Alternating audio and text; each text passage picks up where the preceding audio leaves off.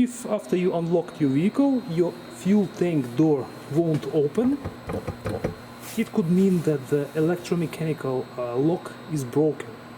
But today we'll show you how to access and unlock the door from inside the car. In the trunk of the vehicle, you will need to locate this opening.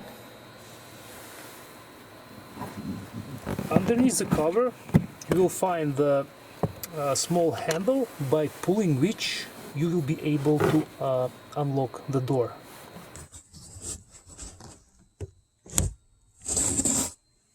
Now the latch is open and we can open the door. I will demonstrate it again. So you can see right now the door is closed when the latch is in this position, and now it's open.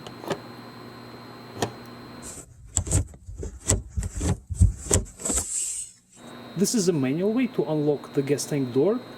Now obviously you will have to replace the electromechanical lock, but before you do that you will be able to unlock and lock it this way.